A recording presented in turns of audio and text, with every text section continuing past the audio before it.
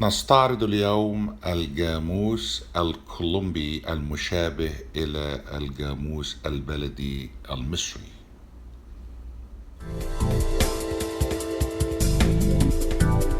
This species has been domesticated for 6,000 years.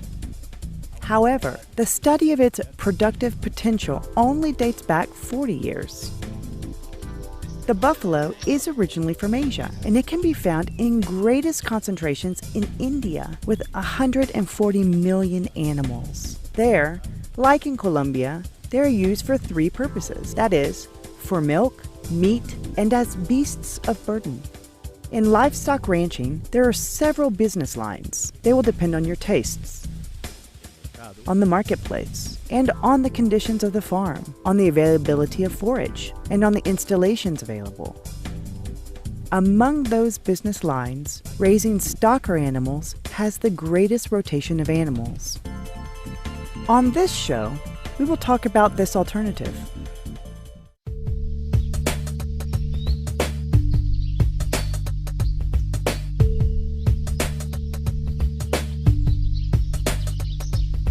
Buffalo breeding and raising.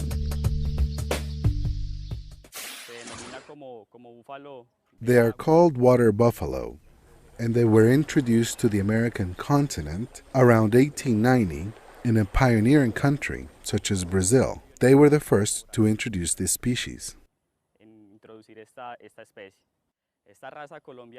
This breed was brought to Colombia in 1967 by the Incora. They imported the first buffalo, which were 30 females, 5 breeding bulls, and 5 work bulls, who were located in Guapi, in the province of Cauca.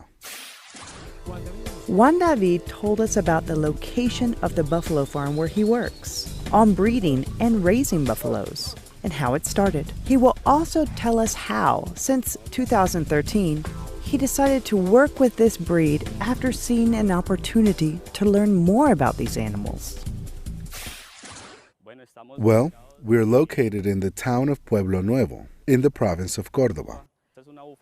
This buffalo ranch has a tradition going back 26 years, and its origins go back to the purchase of a farm in Necoclí, where its previous owner left behind 50 buffaloes, of which there were 30 females and 20 males.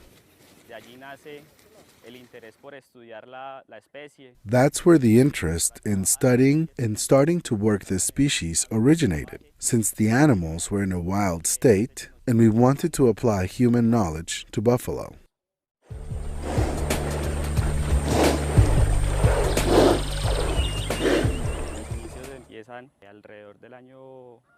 I started here around the year 2013, and I was given the opportunity to work with a buffalo expert who gave me the chance to learn about them, and to this date, it has been a beautiful experience. I have learned about the physiology and management of these animals. They are a very docile species, which is characterized by easy management. In the day-to-day management, we apply knowledge about the species, and we try to translate that information so that we can achieve higher goals and obtain better production.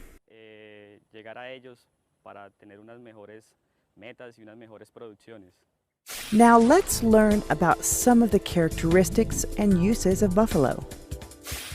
They are the most productive domesticated animals. They are a multi-purpose species. From it, we can obtain milk, meat, and beasts of burden.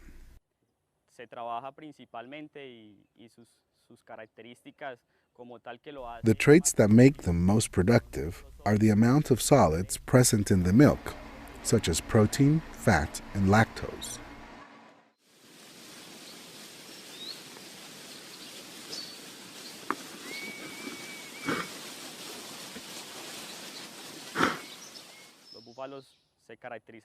Buffalo are characterized for being very precocious.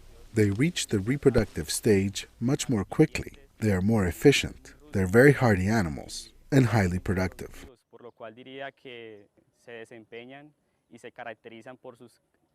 Hence, I would say that their performance is characterized by quantitative as well as qualitative factors in terms of milk production, meat production, and also because it is an animal that can be used for fieldwork. Let's look at the challenge of starting to work with this breed. One of the difficulties we faced initially was in managing and taming. Since these buffalo were left out in the open and raised in a wild manner, with little labor, so they had never been handled, which made taming these animals very difficult at first.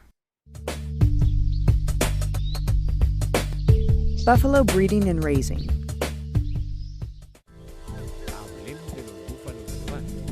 Let's talk about stocker buffalo. These are males or females that have been weaned, that are in the growth period, which weigh on average 280 kilograms, and whose age ranges between 8 and 18 months old. The process consists of raising them until they weigh approximately 350 kilograms. From there, they can go on to finishing or be sold to ranchers specialized in that business line.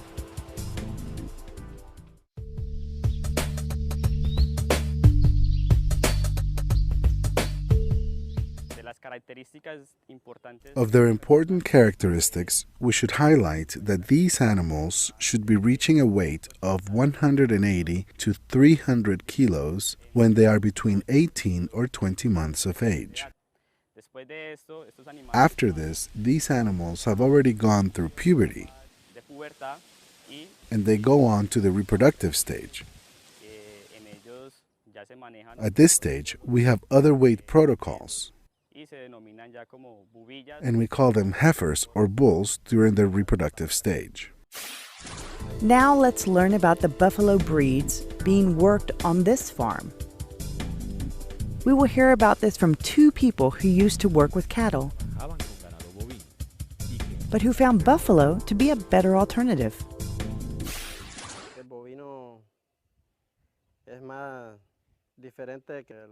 Cattle are different from buffalo because the buffalo is a more rustic and hardy animal.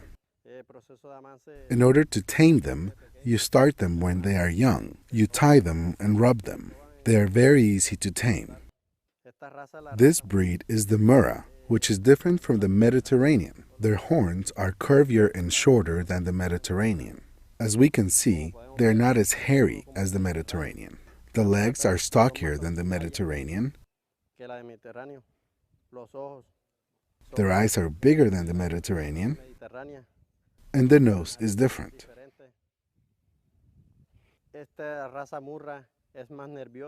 The Murra breed is more skittish and temperamental, so you have to tame them more because they are more nervous than the Mediterranean. The Murra breed is very good. It keeps improving with multiple uses of milk, meat, and they are very good for work.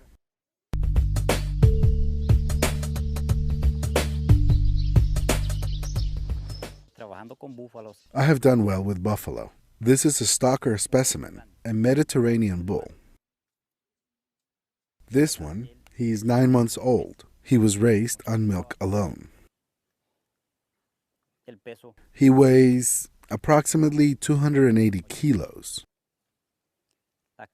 His main traits are the horn is fairly straight, the hair is long, and it covers their entire body. The eyes are smaller than the Murra. The nose orifices are narrower than the Murra buffalo. They are very docile animals, which quickly adjust to being handled. The difference in horns between Murra and Mediterranean are that the Murra have curved horns, and his horns are pretty straight. There is a difference in the legs. Here, the leg is thinner than the Murra, and the hoofs are all black. In some breeds, you may find specimens with white hoofs. Buffalo breeding and raising.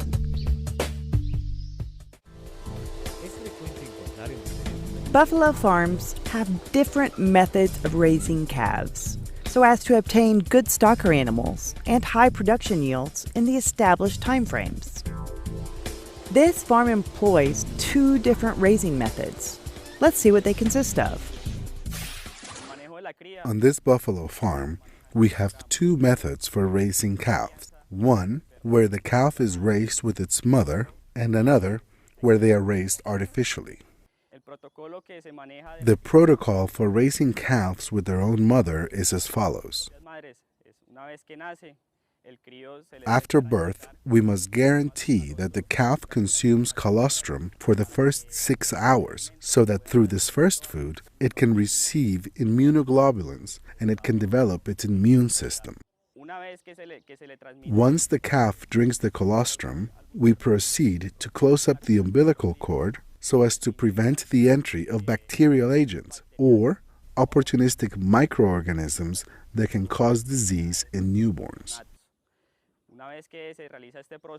Once this process is done, we take these animals to the holding pens so as to guarantee an adequate place for them, one that is not too muddy, which can cause them physiological alterations. There, after 2 days, these animals will be identified with a tattoo and a tag on their left ear, with their corresponding number, be it male or female.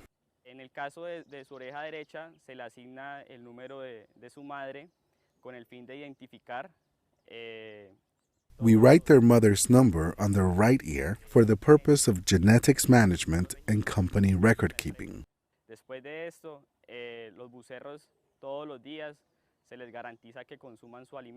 After this, we make sure that the calves consume their food every day. After approximately 8 days, they are taken to the milking pens, where they join the female buffalo during milking.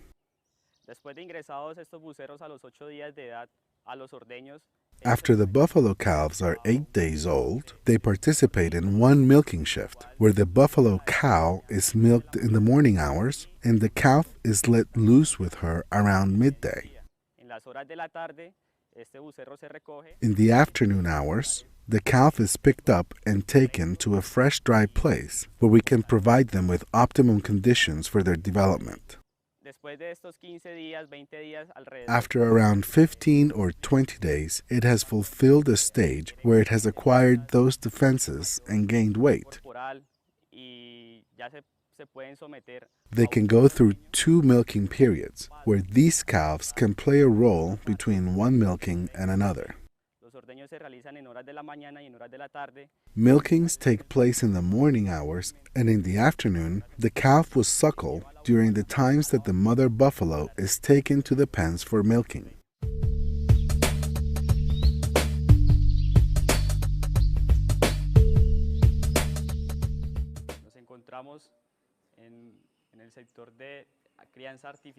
We are now in the area where calves are artificially reared. When they are 30 days old, they are completely separated from their mothers with the intent of raising them this way. The reason for this is to improve the amount of milk production in the buffalo. We have seen a notable increase in production, and at the same time, we have been reducing the intervals between births.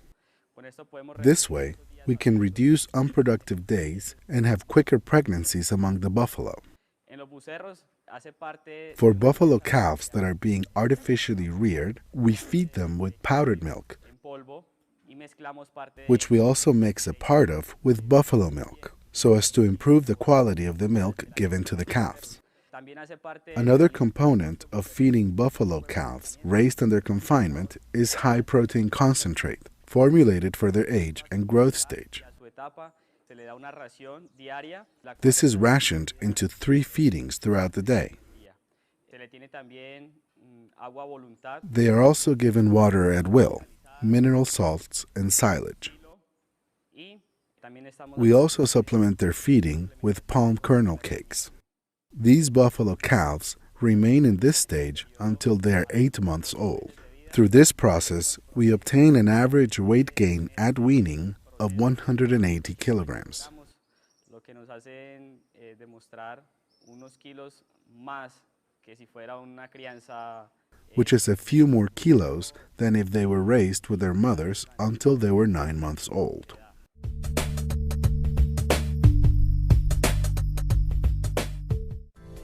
Castration is performed by some ranchers.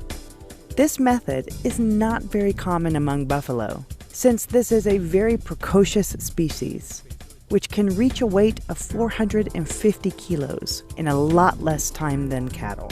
In some buffalo ranches, castration is done at 13 months to improve certain aspects of the meat, such as texture and color. The buffalo's permanent teeth start to erupt between 24 and 25 months old, so they must be fattened until they are 25 months old to avoid the delays the fattening can cause in their stage of their development.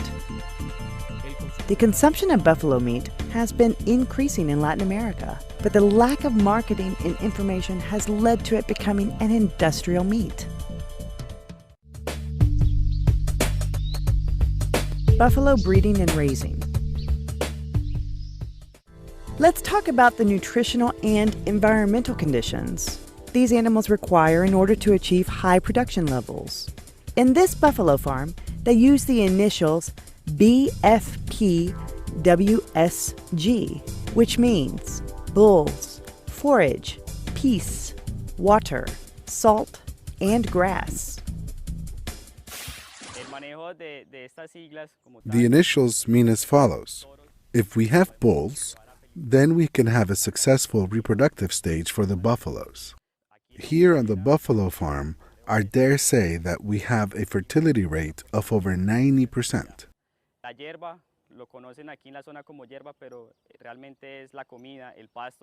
The forage is the food that we provide for the animals in the form of grass. If we have a good amount of forage, we can have good corporal development, we can have good production, and guarantee the animals' reproductive and physical health.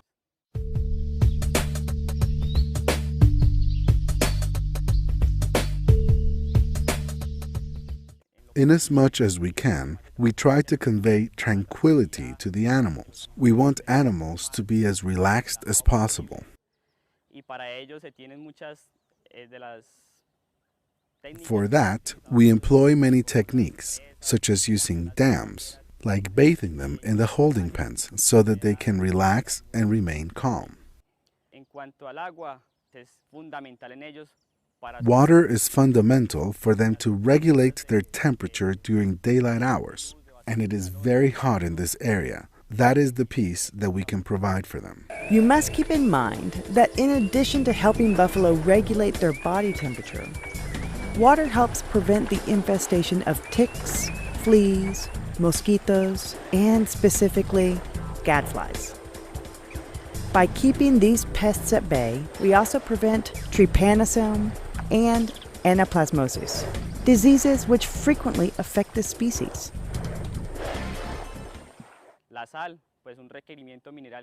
Salt is a mineral that animals need for the physiological and reproductive development. Shade is important as well, and it's also part of the buffalo's thermoregulation mechanisms.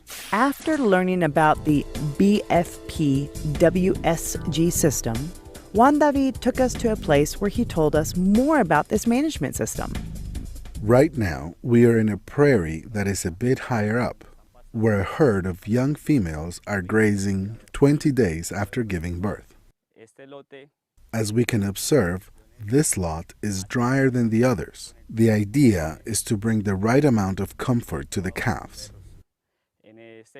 In this lot, we can see calves younger than 20 days old. They are still getting strong and receiving the immunity transferred by their mothers.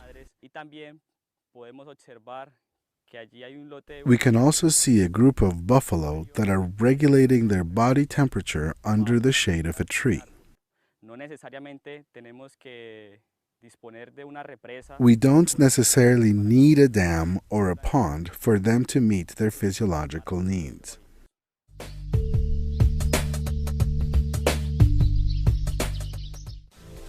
To finish off, let's talk about the final stage of raising these buffalo, bulls as well as females.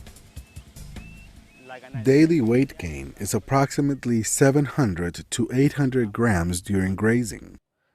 Hablo de pastoreo en animales que están I am talking about grazing on pastures in this zone, grasses such as humidicola, natural grasses such as canutillo, gramalote, and some improved varieties such as brachiarias and branquipara. el peso apropiado para los The machos appropriate weight for males at slaughter should be around 450 or 470 kilos, obteniendo alrededor de los 22, 20. which they should reach when they are 24 months old at the latest.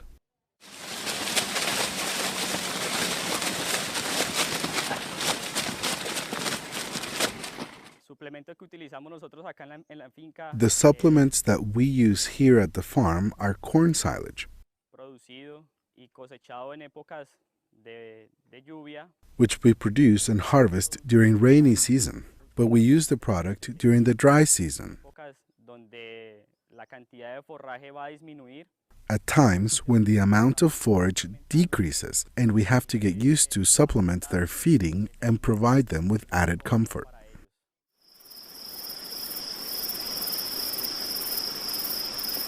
En las bubillas para iniciar Female buffalo begin their reproductive stage when they reach a weight of 350 kilos at an average age between 18 and 20 months old. estas hembras se someten a un programa These females initially undergo a program of artificial insemination for which we are using semen from pure Mediterranean bulls with the goal of improving the gene pool, un mejoramiento genético, tener unas mejores producciones de leche, unas mejores ganancias de peso. having better milk production, obtaining better weight gains, and having docile animals that are more easily handled.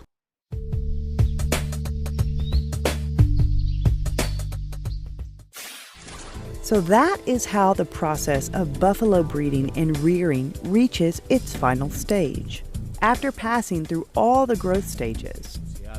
This is done in order to improve the herd genetics and the quality of the milk. لمزيد من التفاصيل عن الجاموس الكولومبي أو الوارا بافلو يمكنكم الاتصال مباشرة بمؤسسة ديري فودذ كوربوريشن DFC بالولايات المتحدة الأمريكية على البيانات التي تظهر على الشاشة. وشكراً.